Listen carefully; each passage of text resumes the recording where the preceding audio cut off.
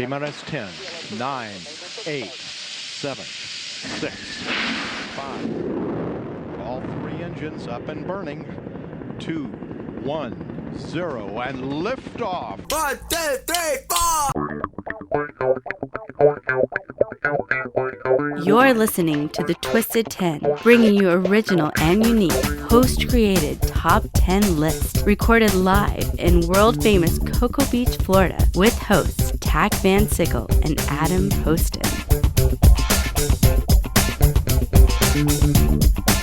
And welcome to another emotional episode of Twisted 10. Emotional? I don't know. Every time I say exciting, you get mad at me. I never get mad. It's just you kind of spoiling it. How do we know it's going to be exciting? How about a mysterious episode? Well, I don't know, because I am not the host today. I'm a guest. And my name is Tach. What's up, Tach? My name is Adam, and I am not your host this week. Negative. And my name is Andrea Joy, and I am not your host this week. You're not. Wait a minute. Jay's out this week. Oh, I'm Andrea Joy, and I will be your host. All right. Yay. That's the mystery. When it was just Andrea. Where's Jay? When it was just Andrea and I in here last week for the other show we do, Living Vicariously, I put crickets in when it was supposed to be you and Jay coming up. I inserted crickets in the intro. Nice. Yeah, So, post work. Adam, what is this crazy show we do called The Twisted 10? So if this is your first time listening to the Twisted 10, the Twisted 10 is a top 10 list, but it's not just your typical top 10 list you're going to find online. Oh, no? These are lists that the hosts or guest hosts for the shows, because we sometimes bring in people like our boy Ron or some of the guys from the Podcast Discovery Center or places like that to come in and also host for us. They create their own unique and original top 10 list and bring it to the show for us to tear apart and talk about and laugh about and be educated with. And they might go off of some places like BuzzFeed or any of the sites that do lists that are similar to this to get ideas, but they're all original and unique, created by the host that week. And the other hosts on the show have no idea what it is. So you could bring any list you want at all, completely original. And it could be a great show, could be a bomb show, you never know. But it's always going to be unique and original. Could I do a show on elephants? You could. The top 10 types of elephant, if you want. I mean, that's your choice. Can I do a show on canned soup? You could even do a show on the top 10 best or worst infomercial products. Still my favorite show, by the way. Top 10 shapes of poop? I mean, shapes of poop. You could. Like our friend Super Joe Pardo did top 10 hidden Disney sexual references and like hidden things. That was a blast. That was a good show too. Indeed. Well, today's show. Oh, you are the host. Yeah, she said that. so. Oh, you clarified it? Okay. Yeah. All right. I missed it. I was still looking for Jay. What are we looking at for today? What are we looking at? Today is going to be the top 10 mysterious disappearances. Ooh, I like these ones like this. I like that. Nice. Spooky, mysterious. Let me get all nestled in here. This is nice. Put your balls away, Tach. Sorry. What the heck? Nestled in. Hold on. In. God damn. Here, I got it now. Okay. All right, we're going to start with number 10. The ace. Number 10. Louis Le Prince. Louis Le Prince is credited for inventing the first ever moving picture film. In 1886, at a workshop in New York City, he developed a 16-lens camera and filmed moving sequences. His work with cameras and films was before the work of the famous inventor Thomas Edison. One day in 1890, while traveling to France to visit his brother, Le Prince mysteriously vanished from a train bound for Paris. Despite investigations, no clues surrounding his disappearance were uncovered. He was never seen again. Some theories that explain his disappearance include suicide, assassination, and accidental death by drowning. Man, if only they had cameras set up to record what happened to him on the trip. Oh, he was the inventor of went with him. Now, is this like his real name, Le Prince? It just sounds funny. L-E space Prince. Remember those old Pepe Le Pew cartoons, where it's in France, and of course they completely made even the birds instead of going toot toot toot, or they'd always go le tweet, Le tweet. and everything was like Le Bridge, and it was just hilarious. Well, he did change his name to Le Prince though, a few years prior. What about Le Symbol? It used to be Le Purple Rain. Holly would appreciate that joke. I'm just saying. All right, number 9. Number 9. Nueve. Frederick Valentish. Or Tish. T-I-C-H. Is there a twist in this list? No, no Ooh. twist. No twist in Or the is list? there? Dun, dun, dun. It could be a mystery if there is one, Ty. That'd be fucked. I'm not going to say anything because maybe it's something you did that would be funny. I should have, huh? Oh, Start you know what over, I would rewrite do? You know what I would do? Hey, wait, can we pause? Is for- this your show? Sure. No. Oh, damn. Okay, go ahead. Make up a whole one all on its own? No. What, did you do anything fun? Or, okay. What I would do if I was making this list is I would go through, but I would, like, delete one of the numbers, like number 7 or something like that. Go from Just 8 to 6. A mystery one just And gone. then be like, what happened to number 7? Ah. It's a mystery. It just disappeared. Life is a mystery. 7, 8, 9. Oh. Oh, I see what you Maybe did there. there's not going to be a 10 now. Sorry, number 9. Number 9, Frederick Valentish. Valentish. During a training flight in 1978, Frederick Valentish disappeared, never to be heard from again. At about 4,500 feet, Valentish reported that he was being followed by an unidentified aircraft. Uh-oh. However, air traffic controllers told him that there were no other aircraft in the area. Valentish went on to describe seeing 4 bright lights on the aircraft and that it was currently circling his plane. After experiencing engine problems, he was asked to describe the aircraft. He responded simply, "It isn't an aircraft." The transmission was then interrupted by a metallic scraping noise. To this day, there has been no trace found of Frederick Valentish. Did they say where he was flying? Like, is this a What? Bermuda Triangle kind of thing? By any chance? He was 4,500 feet up. Okay. Okay. In the air. Yeah. In the Yeah. air. It was in the air, like with Oh, in the air. clouds and stuff. Okay. Birds. I thought it was going to start to sound a little bit like D.B. Cooper because when you said he was flying, I didn't take that as he was the pilot. I thought he was like a passenger on board like a 747. And then you were like, and he disappeared. I'm like, he just like nobody saw him disappear. They don't know where he went. Yeah, right out of the plane. It's like what is it D.B. Cooper? Yep. Well, he jumped out of a plane. DB Cooper Yeah. jumped out of a plane with millions of dollars Yeah. that he had stolen. And, We got that for the ransom. How do you know that's not on my list? I don't. We'll Oh, cut that out if sorry. it is. That's why I didn't put it on there because everyone knows. Have you guys ever? Okay. Have you guys ever seen any kind of unexplained flying phenomena? Why don't we go through this list? Oh, phenomena. Oh, no, Because you could say that and you mean in, I thought you were talking about no. stories. I was feeding off of your Valentish story a little bit to see if you guys have seen UFOs. I've seen a UFO, yeah. I've seen a UFO. Really? I thought I saw a UFO on Christmas Eve when I was like 10 years old, and I thought for sure that Santa Claus was an alien. I'm dead serious. I thought I saw Santa Claus and he was in a flying spaceship and it went really fast over Maybe the sky. the reindeer were broken. They were sick, and so he needed to borrow a spaceship. He needed to borrow a spaceship. Alien children need presents too. Do they? Alien Lives Matter. Oh, Alien Lives Matter. We should coin that. That is good. ALM? Oh, wait, isn't that an ice That bucket sounds like challenge? something- That's Ice Bucket Challenge. Well, it's not so much an ice bucket challenge as it is a disease. Well, yeah, but that's where we've seen it in the last year. Oh, gotcha. All right, number 2. Number 2? Wait, what? What happened to the rest of them? They disappeared. Hey. Dun dun dun. Whoa. Number 8. Number 8. Ocho. Maura Murray. Okay, here's the case background. On the surface, she appeared to be a all-American girl, track star, former West Coast cadet, nursing student, and cute as button. Then a series of strange events began one night while Maura was working at the security desk at Melville Hall on campus.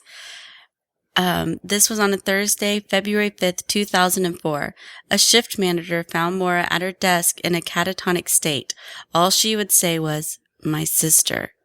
The manager escorted her back to her room. The next day, school was canceled due to snow, and that Saturday, Maura's father, Fred, came to visit with $4,000 in cash to find her a new car. He says, though, they never purchased one. On Saturday night, Maura wrecked Fred's car on the way back to his motel room around 3:30 a.m. On Monday morning, Maura sent an email to professors stating that she would not be in class that week due to a death in the family. This was a lie. Nobody had died. That afternoon, Maura got into her car, stopped by an ATM to empty out her bank account, and then drove into the White Mountains of New Hampshire, where she got into another accident, this time smashing into a snowbank. A bus driver who lived nearby stopped to ask if she needed help. She declined. The time between the accident and the moment the first officer arrived on scene was between 5 and 7 minutes. Sometime in that window, Damn, that's quick. Maura vanished. Dun, dun, Really? dun. Mm-hmm. And no trace of her ever since? Nope. Possible solutions. I began investigating the disappearance in 2010, and what I found was quite shocking.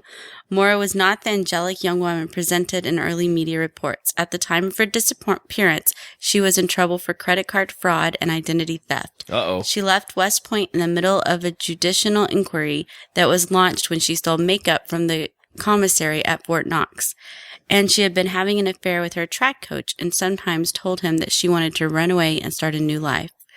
Where was Maura going when she crashed her car in New Hampshire? What happened to her afterwards? Was she heading into the White Mountains to commit suicide? To go off and die like an old squaw, as her father suggested to police? Was she picked up by a serial killer? Squaw. Or did she use the Underground Railroad for abused women to aid in her escape to Canada? An old squaw. That's an... you're going to be gonna run off into the mountains like an old squaw. You an engine? Yeah. All right, so the thing about this story that I'm really interested about is why was she in a catatonic state, found in a catatonic state, repeating her sister? That part of the story is just kind of perplexing to me because it's like random. I can see everything else adding up. Like she's supposed to be this, pristine image of a girl in graduated West Point or going to West Point, whatever. I can see that. And then the actual reality of it is that she's a, what's the term when you always want to steal something? Narcoleptic? No. Oh, kleptic? Kleptomaniac. So somebody who always steals and gets in trouble, has credit card debts and stuff like that, and then runs off to pretend fake suicide or whatever to start a brand new life. I can see those add up together. What the hell was the catatonic state she was found in saying her sister? That's the part that's really mysterious to me. She was just losing her mind. All right. Okay. I can dig that. All right. And since when does New Hampshire have mountains? Don't they have just hills up there? Or is that part of the Blue Ridge Mountains? That is. Does the Blue Ridge go that far north? I was up there in New Hampshire, but I was right there on the New Hampshire and Maine border. I was there when I was a kid. I don't ever remember mountains. I remember lots of giant fucking hills, but never mountains. I don't know. That's even mysterious in this woman's story. Damn, there's so much mystery here. There's a lot of mystery. Life's a mystery, Tach. Life is a mystery. Yes. I don't know the rest of the lyrics. Neither do I. Everyone must stand alone. I hear you call my name, and it feels like home. All right, number 7. I like our impromptu Jam. Yes. Number 7. Siete. Wait. Tara Calico. Tara Calico vanished September 28th, 1988, after taking her mother's bike out for a ride on one of her usual trails. She told her mother that if she wasn't back by noon to come and get her. Tara had a tennis game scheduled with her boyfriend at 12:30. Noon had passed by, and Tara had not returned home. Her mother went out to the trail to look for her, but couldn't find her and contacted the police. Pieces of Tara's Walkman and tape were found on the trail, but no signs of Tara. It's believed that she left the items behind in order to mark her path. Several people remember seeing Tara riding her bike, but no one witnessed her abduction. Several witnesses say they saw a light-colored pickup that appeared to be following her. It is not known whether the truck was involved in her disappearance, and all efforts to locate the vehicle have failed. And here's where it gets interesting. On June 15, 1989, a Polaroid photo of an unidentified young woman and a boy, both gagged and seemingly bound, was found in a parking lot of a convenience store. Oh, that's not in good. Port St. Joe, Florida. Port St. Joe or Port St. John? Port St. Joe. Oh, I didn't know there was a Port St. Joe. That's cool. Yeah. The woman who found the photo said that it was found in the parking space where a white windowless Toyota cargo van had been parking when she arrived at the store. She said the van was being driven by a man with a mustache believed to be in his 30s, and that the man was never caught or identified. According to Polaroid officials, the picture had to have been taken after May 1989 because that particular film used in the photograph was still not available until then. And they broadcast this photo on a current affair, everything. And then there were several reported sightings of her in 88 and 89, mostly in the southern half of the United States. Some of them by truckers who claimed they saw Calico working as a table dancer or as a prostitute, giving rise to speculation that she may have been held in those positions by her kidnappers. Some have suggested she was still alive by 1994, but none of these sightings could be confirmed. Wow. I feel like I have seen this story before. I remember seeing the Polaroid. You do watch a lot of Lifetime. No, I feel like we may have covered this like on Unsolved Mysteries or something like that. Yeah, I think it was on a lot of different shows. Yeah, I remember seeing the Polaroid and the white van and all that shit. Yeah. In a van down by the river. No, that's a cool story. It's sad, but it's interesting to have all these people that have seen or supposedly seen her after the fact. Are one of these mysterious people that people still see going to be Elvis later in your show? Are they going to be maybe? Because Elvis, people see Elvis all the time. There's Elvis sightings all over the place. It could be. Oh. Stay tuned to find out. Do you guys have any interest in true crime at all? Do you want to start a crime group together? We're going to go commit crimes? Oh no, we're going to solve mysteries. No. Mystery Machine. Do you want me to get a van and a dog to go with us? And we always win because we unmask some villain at the end? Can I be the redhead? And we always split up. I've never heard of this. Let's split up. Can I be the ditzy redhead? Sure. Sure. You're the one that always gets kidnapped. Yes, that means I'm the princess. No, but do you have any interest in like true crime stuff? Do you ever watch like any of those true crime, like forensic, whatever? Yeah. Well, there's a new podcast. That's not new, but there's a podcast that new to me.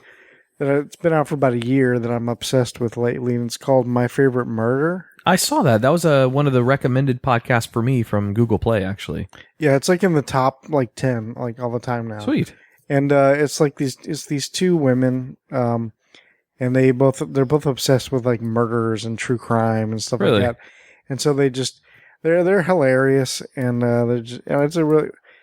You'll get hooked. I started all the way at the bottom, number 1. I'm working my way up. They're up to like 50-something episodes or something now, but I think I'm only like on like 16 or something. I'm so like, that's why I listen to at work every night and just listen to just binge listen. Nice. And it's a cool show. It's called My Favorite Murder, and it's really awesome. And it's hilarious. So, and you learn a lot. I hear about like murders and serial killers and like a billion stories every single night at work. The Twisted 10 does not affiliate with murder. No. Unless we're murdering that puss. Oh, no, what? Huh? What? This is a nice show. It was still listed as explicit. We can get... Shouldn't hurt kitty cats. Raunchy. All right, number 6. I make a purr attack. 6. 6. Martha Wright. In 1975, a man named Jackson Wright was driving with his wife from New Jersey to New York City. This required them to travel through the Lincoln Tunnel. According to Wright, who was driving, once through the tunnel, he pulled the car over to wipe the windshield from condensation. His wife, Martha, volunteered to clean off the back window so they could more readily resume their trip. When Wright turned around, his wife was gone. He never heard nor saw anything unusual take place, and a subsequent investigation could find no evidence of foul play. Martha Wright had just disappeared. Spooky. Sounds to me like she just wanted to get out of the relationship. Yeah. Oh no, I'll go check the back. It's cool. And then just took off. Down the Lincoln Tunnel? Down the Lincoln Tunnel. So the Lincoln Tunnel's that's in New York, right? Yes. Yeah, it's between the two. It goes underwater, right? That's the one that goes underneath? I can't remember. I think you're right, because I'm thinking of Washington Bridge, obviously. Way different than a tunnel. I think that one goes under the ocean. So there was no real way. I mean, I guess you could always get out through like maintenance tunnels and stuff too, but they would have found her. He turned around and she was gone. They stopped in the middle of the tunnel? I don't know why I was picturing in my head it was at the edge of the tunnel. Yeah, you couldn't see anymore, I guess. I don't know why you would stop in the tunnel. I think there is anywhere to stop in the tunnel. Well, if you break down, I mean, thick of like carbon monoxide, and you got to have good ventilation in there. I'm pretty sure they have ventilation in there for that exact purpose. So if you do break down, you won't die of carbon monoxide inhalation. Plus, there are people that work in there too. So. Yeah. All right, guys. Well, that was the first 5 of the mysterious okay. disappearances. All right. I love this kind of shit. It's awesome. The next 5 are the best ones. You won't believe do you guys- number 3. Do you guys want to hear my UFO story real quick? Yeah. Yeah. It's very quick. There's nothing. Well, there was a couple, but really this one is the most. I was probably like around 13 years old, and I was in a car with my dad and his dad, my grandfather. And we were driving on the highway somewhere. I don't remember where. It was Illinois, but I don't remember where we were going. And it was around twilight time, like around the sun's really low in the sky, or maybe just about to set. And I look up in the sky and I see this. Like you always hear you always hear the cigar-shaped UFOs or whatever. But this one was like vertical. You know, I don't know if they've all been vertical or not, but this one was. And it was just hovering in the sky and just sitting there. And I looked over and I was like, "What the?" Like Prometheus style hovering cigar?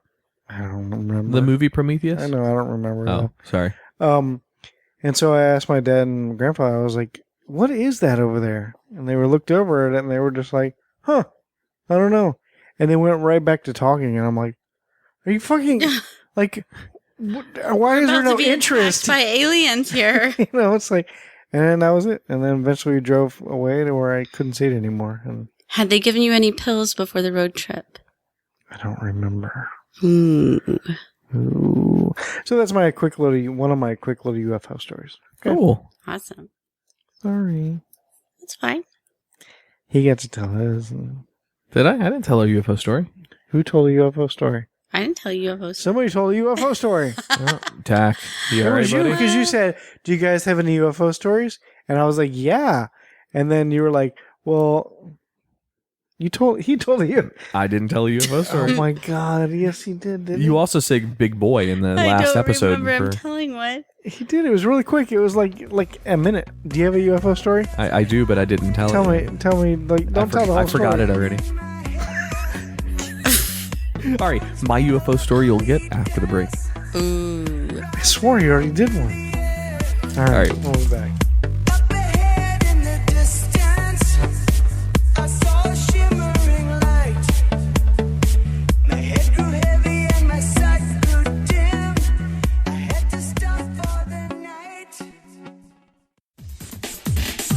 Hey, it's Adam. If you enjoy the hosts or the content of The Twisted 10, be sure to check out our other show. It's called Living Podcariously. While The Twisted 10 may get crass and explicit occasionally, it holds no water to Living Podcariously. We do get a little bit more rough and raw on that show. We have a lot of fun producing it and have had some awesome guests. And as always, thanks for listening.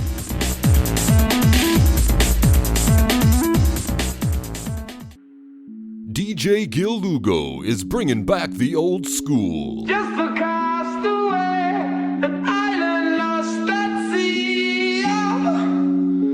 Another lonely day, no one here but me.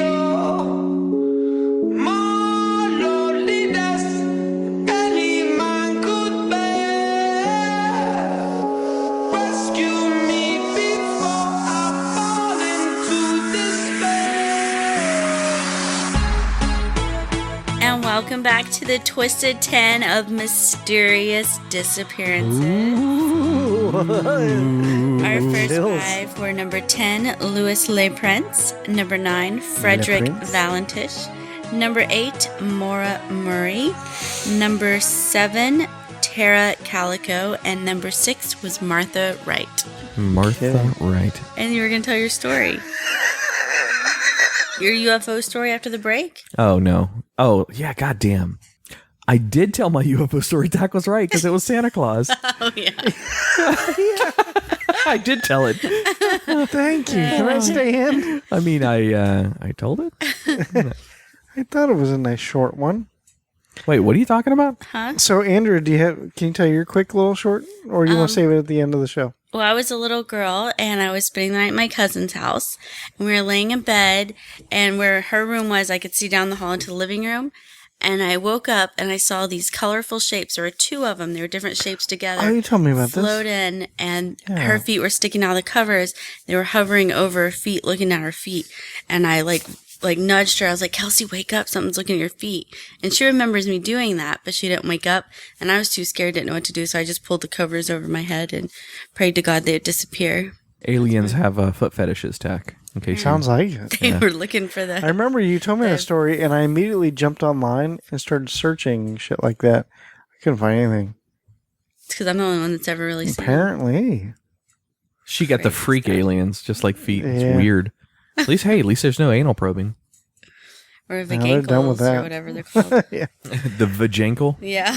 If you want to know what a vajankle is, check out Living Podcariously episode number 44. Just saying. All right. Well, this next one is not aliens, or is Okay. it? Dun, dun, dun. Number 5 is Cinco. Number 5. Malaysia Airlines Flight 370. Mm-hmm. Oh, In yeah. early 2014, the Malaysia Airlines Flight 370, carrying 227 passengers and 12 crew members, vanished from radar while flying over Vietnamese airspace. Malaysia Airlines officials said the Boeing 777 sent no distress signals and no wreckage could be found. All contact with the plane was lost. The plane, along with everyone on board, simply disappeared. Extensive searches from multiple nations have turned up nothing since contact was lost. Possible explanations for the disappearance include terrorist attacks orchestrated by passengers or crew, but nothing has been confirmed. The missing flight is still a mystery. Dun, dun, dun. I feel like that they found wreckage, I thought. Maybe not. So this is 2 days ago from the Washington Post. This is brand new, like breaking news. We usually don't have breaking news on the Twisted 10. I'm actually going to read through this. I'll edit it out if I need to because I haven't pre-read this article, but I just wanted to look it up because I remember seeing something in Google News about this flight. The jet vanished seemingly into thin air with 239 people on board. There was no distress call, no plea, just as Andrea was saying. There wasn't enough satellite data to identify exactly where the thing might be. Instead, there were rumors, lots and lots and lots of rumors, a high-tech hijacking, a Russian special ops mission, et cetera, et cetera, et cetera. We'll probably never know. Only a couple pieces of debris and handful of personal belongings have been found, washed up on beaches in such places as Madagascar. So if you do the math on that, that's like 4,000 miles away, I think. Adam might be wrong. He's not good at geography. Eventually, though, scientists studied the available tracking information and came to a consensus. The plane had probably crashed in the Indian Ocean, one of the least hospitable search environments on Earth. It actually, I stand corrected there, you are right. It still has not been found. The decision has frustrated families of passengers because they gave up the search, and the requests for reopening the search have been denied. In a statement, they said extending the search into a new area defined by experts is an inescapable duty owed to the flying public in the interest of aviation safety. So they think they found where it theoretically might have gone down and where the debris is going to be found, but it's so expensive to search in some of those areas. Malaysia just can't afford that. So they're going to have to get help from outside countries. So it is still a mystery. Dun, dun, dun. Dun, dun, dun. All right, number 4. Number 4. Cuatro. The Solder Children. Oh. On the night before Christmas, the 5 Solder children were given permission to stay up late while their parents and 5 additional siblings went to bed. Just after midnight, the mom was awakened by the phone. But Was she in her believed kerchief? Yes. Okay, good. But Or she was I in my believed way? it was a prank Cap. call. An hour later, she was woken up by a sound on the roof. Minutes later, she realizes the house is on fire. The mom, dad, and 5 children make it out Reindeer. and began looking for the ladder that was kept near the house to save the others, but it was nowhere to be found. It was found days later, not far from the home. The other children are believed to have perished in the fire, but there is no sign of them. The parents believe they were kidnapped, and 4 years later they had the grounds excavated looking for any clues. The only thing that turns up are 6 small bones that have no fire damage and are believed to be that of a young adult. In 1968, the parents receive a photo of a young man in the mail. On the back were several words, including Louis Solder.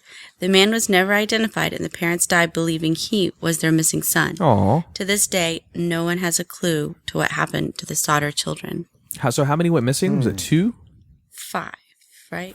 Ooh. Well, 5 they pulled out of the house, but then went back to get the so ladder. 4? How many children were there altogether?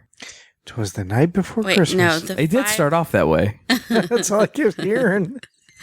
The 5 Sauter children were given permission to stay up late while their parents and 5 additional siblings went to bed. Wow, so there's 10 kids. Wow, cheaper by the dozen family.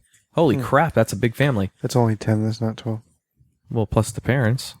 Okay, that's 12. Well, so, all right, Tach. So if Anne has 7 brothers and all 7 brothers have 1 sister, yeah, how many people are in the family? 8 plus parents. And how many of them disappeared? Damn it, he got 5. that right. He got that right. Well, I've heard that before, and I see how people get tongue-tied or mind-tied, whatever. But I'm that scenario. I have 4 sisters, and it's just me. So oh, yeah, I guess that fits well for you. My sisters have 1 brother, so that's what I hear. How I hear it in my head. All right, number 3. Number 3. The Legend of David Lang. Ooh. This famous case allegedly took place in September 1880 on a farm near Gallatin, Tennessee, in full view of several witnesses. The 2 Lang children, George and Sarah, were playing in the front yard of the family home. Their parents, David and Emma, came out the front door, and David headed off across a pasture toward his horses. At this time, a buggy carrying family friend, Judge August Peck, was approaching. David turned to walk back to the house, saw the buggy, and waved to the judge as he strode across the field. A few seconds later, David Lang, in clear view of his wife, his children, and the judge, disappeared in mid-step. Emma screamed, and all the witnesses rushed to the spot where David once was, thinking perhaps he had fallen into a hole of some kind. There was no hole. A thorough search by the family, friends, and neighbors turned up nothing.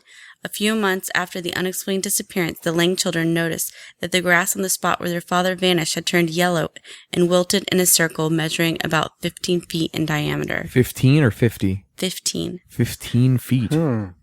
He was abducted by them aliens. Aliens? Holy shit. Ancient alien theorists theorize. Ancient alien theorists theorize. All right, I'm with you. That it was aliens. Are the guys ancient, or is it ancient aliens? That's ancient aliens. Ancient alien theorists. So it's alien theorists? Yes. Wow, smart aliens. No, wait. It's got to be your bull. No. It's not ancient alien theorists theorize. Yeah, so they're aliens that are theorists. So number 2. Number 2. The Stonehenge disappearance. The mysterious standing stones of Stonehenge in England was the site of an amazing disappearance in August 1971. At this time, Stonehenge was not yet protected from the public, and on this particular night, a group of hippies decided to pitch tents in the center of the circle and spend the night.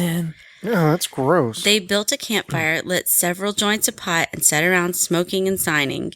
Their campout was abruptly interrupted at about 2 a.m. by a severe thunderstorm that quickly blew into the Salisbury Plain. Bright bolts of lightning crashed down on the area, striking area trees and even the standing stones themselves.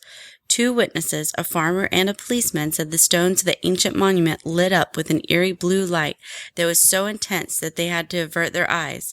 They heard screams from the campers, and the 2 witnesses rushed to the scene expecting to find injured or even dead campers. To their surprise, they found no one.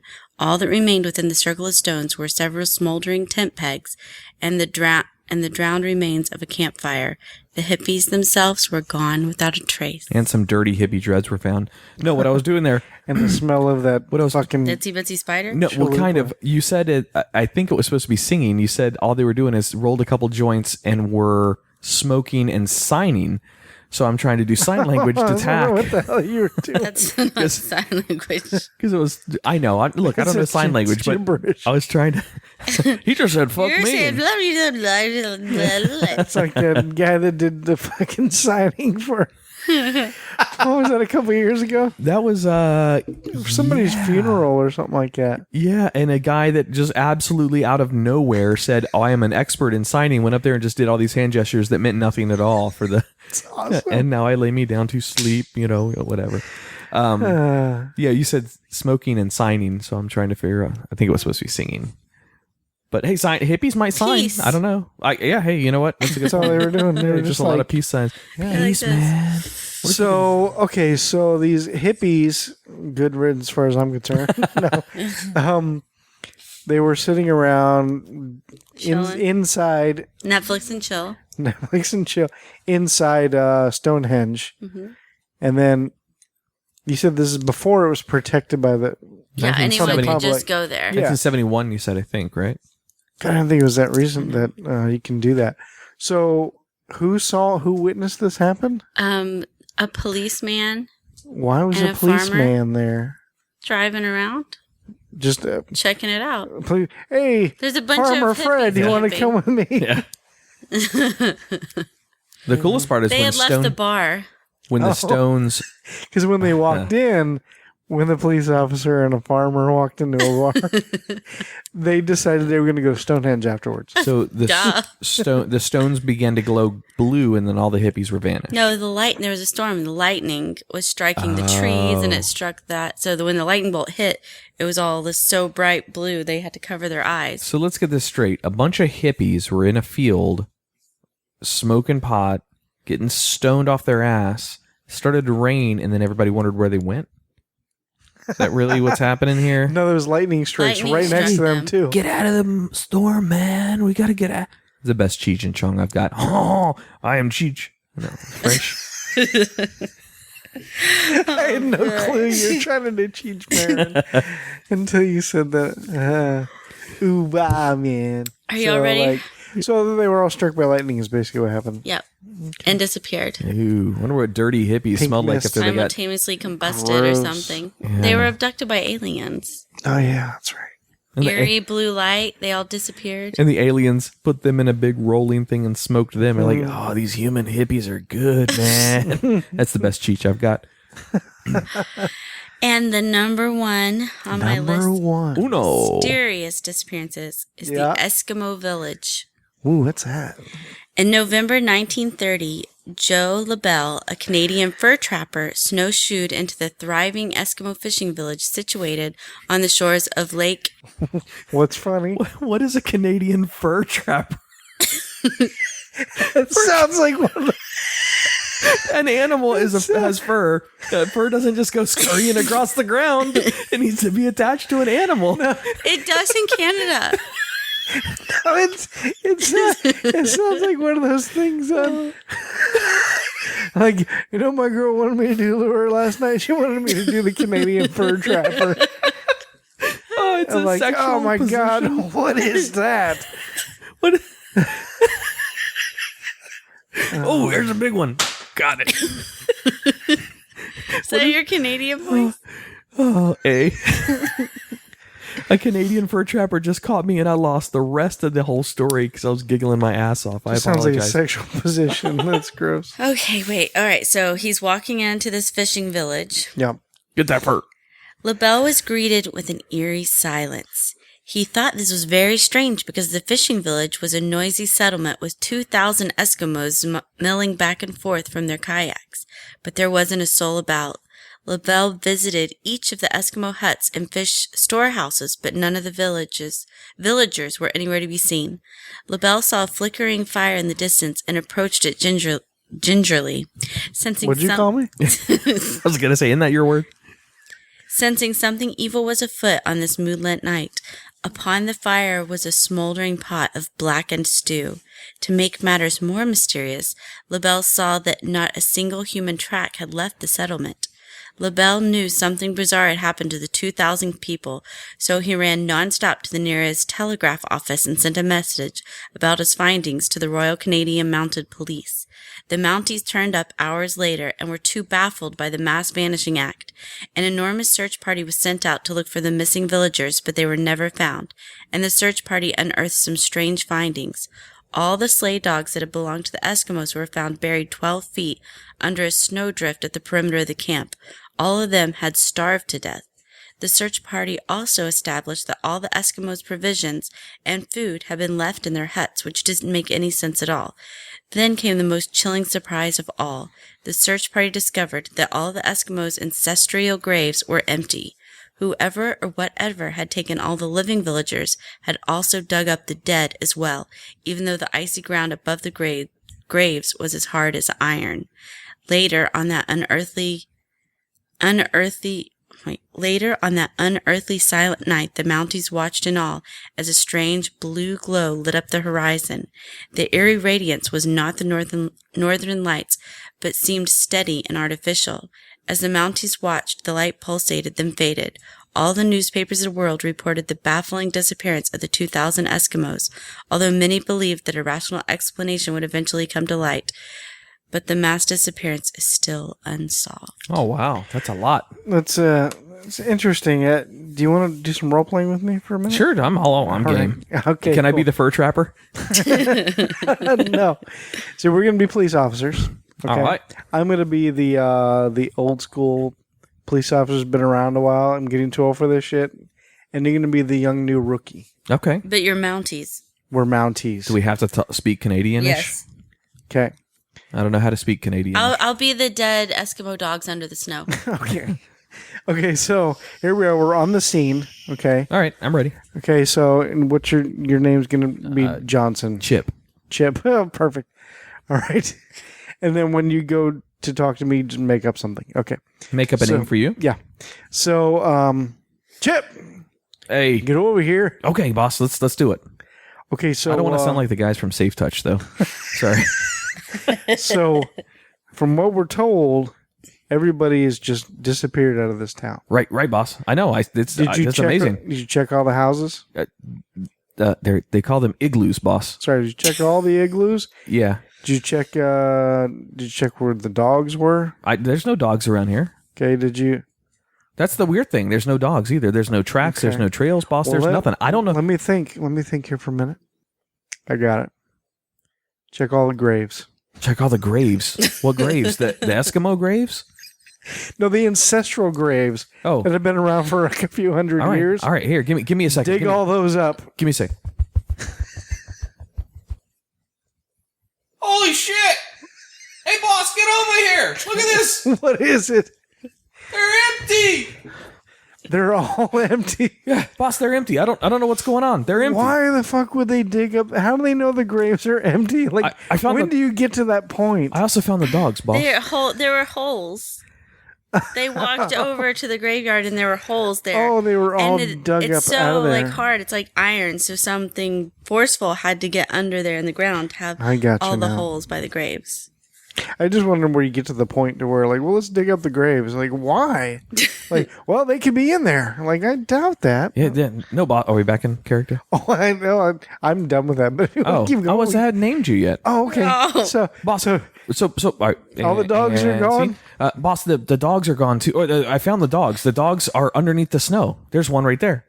It's weird. It's got red hair, but boss, it's really strange. They're there. They're like emaciated. They haven't had food, so it's been a while. huh? Listen, I always look. I've always looked up to you, and I want to know, what does the famous Canadian John Connor tell me to do on this? John Connor. And I was thinking of movie names. Gotcha. And Sinead Connor, Sinead O'Connor. Sarah, eh? Sarah? Sarah Connor. Connor.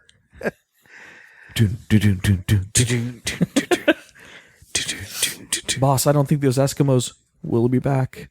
All right, guys. And that was the top 10 mysterious disappearances. And is that how like the new podcast is going to be? Just like And scene. I like it. Number 10 was Louis Le Prince. Number 9, Frederick Valentish. Number 8, Maura Murray. Number 7, Tara Calico. Number 8, Cool name. 6, Martha Wright. Number 5, the Malaysia Airlines Flight 370. Number 4, the Sauter Children. Number 3, the Legend of David Lang. Number 2, the Stonehenge Disappearance. And number 1 was the Eskimo Village that disappeared. dun, dun, It dun. was really the village. It was all the Eskimos.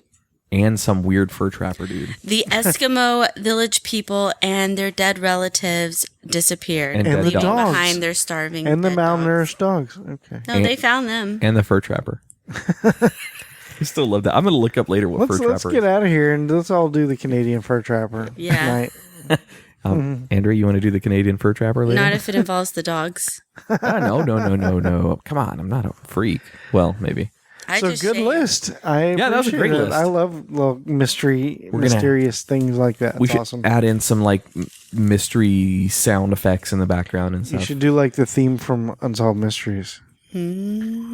Oh, I forget how it goes, but yes. Yes. I know. I'm going to listen to this in a month and there's going to be nothing on there.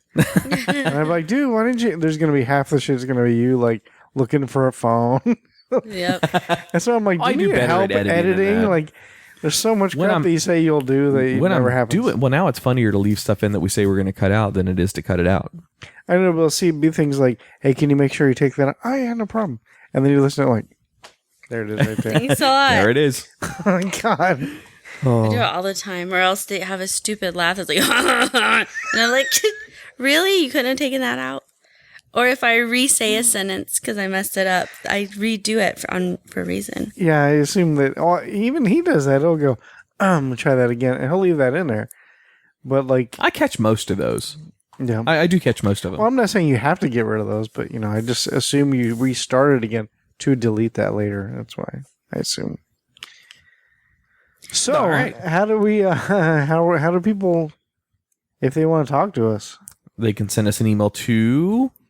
the twisted10@gmail.com. You can check us out on Facebook at facebook.com/thetwisted10.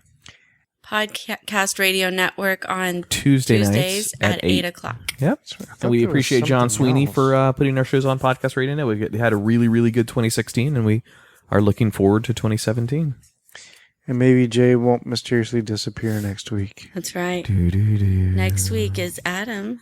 Is it me up next? Ooh. I'm going to rock your socks next week. Is that our clue? Oh, is that it? Is it Rocker Socks? Rock our socks. Is that a teaser? Yeah, let's go with that. Yeah. Ooh, something to think about. Ooh, rocking my socks. Maybe he's gonna do the Canadian fur trapper with you. Ooh, with the socks on? Yeah. Uh-huh. That's the extended version. We're going to be bumping beavers. All right. I'm You want to get out of here? Yeah, please. All right. Well, appreciate you guys listening. I'm Adam, your Canadian fur trapper. And I'm Tach. I'm the boss. And I'm Andrea Joy, the girl of mystery. All right, guys. Have a good week.